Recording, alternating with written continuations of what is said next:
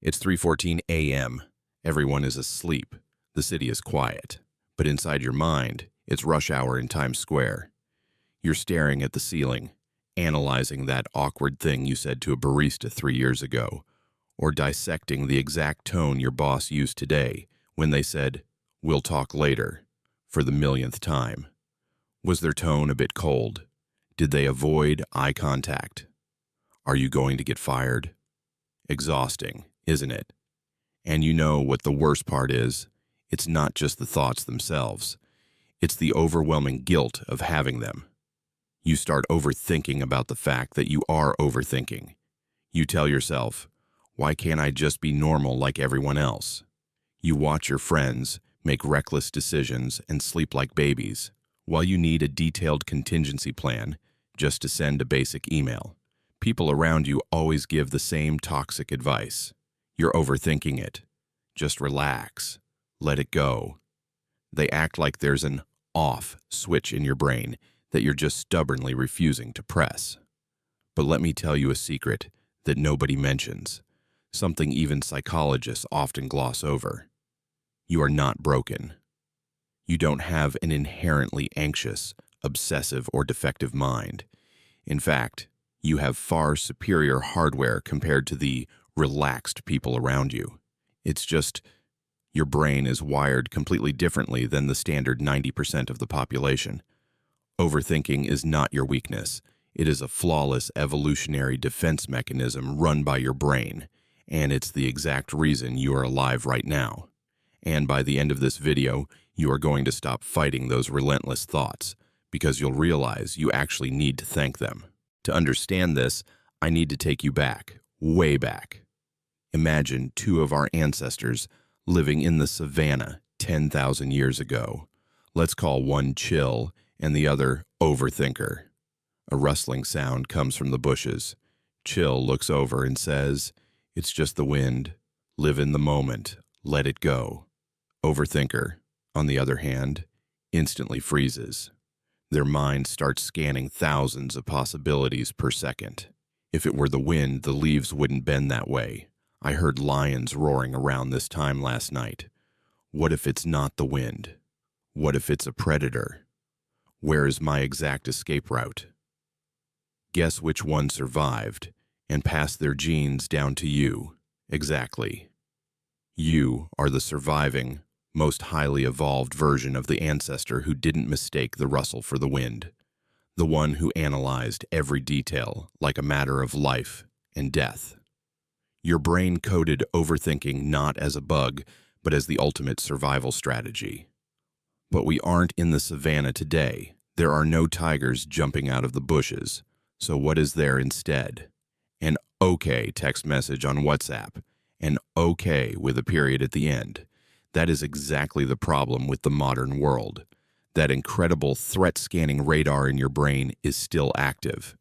But since it can't find tigers to scan, it scans your manager's emails, your partner's delayed text replies, and people's facial expressions. And your brain doesn't just scan the present, it actively tries to predict the future. Have you ever had a full, heated argument in the shower with someone you haven't even seen yet? You map out what they will say, what you will say back, and exactly how their facial expression will change. You are essentially playing 3D chess against yourself. Why? Because your savannah ancestor needed to know exactly what to do if the lion attacked from the left, the right, or behind. You aren't overreacting, you are just living in the wrong era with an extremely powerful radar. Now you might say, well, that's just a theory. No, it is literally biology. When neuroscientists put the brains of overthinkers into fMRI scanners, they discovered something shocking. There is a system in the human brain called the default mode network, or DMN. This is the system that runs when you are doing absolutely nothing, just sitting idly. It's your mind's idling state. In average people, this system is truly in standby mode. But in overthinkers like you, the DMN never idles. There is an unbelievable amount of data traffic on the highway between your frontal lobe, the logic and decision center, and your amygdala, the danger and emotion center. Think of it like this. Most people experience the world like a standard computer. A few tabs are open, music is playing, it gets the job done. Your mental processor, however, is like a massive server that has 400 different Google Chrome tabs open, is running a background virus scan, and rendering a 4K video all at the same time. And here is where your DMN works overtime. Ambiguity. The standard brain sees a missed call and thinks, they are just busy. Your overactive DMN sees a missed call and instantly categorizes it as missing data. And how does a high-powered processor handle missing data? It fills in the blanks with the most dangerous possibilities to ensure you are prepared. It tells you, they are mad at you, or there is an emergency. It's not anxiety. It's a predictive algorithm trying to close the data gap. That is why you feel so exhausted in the evenings. Even if you physically sat at a desk all day, your brain processed billions of data points in the background, built scenarios, tore them down, and wrote new ones. You are not having a panic attack. You are experiencing the overheating issues of a high-capacity processor. You know what the most brutal part of this is?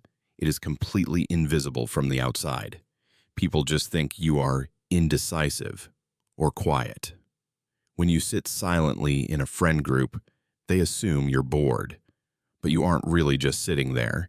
At that moment, you are reading the body language of everyone in the room, analyzing who is upset with whom, planning the next conversation topic, and calculating how to de-escalate a potential argument before it even starts.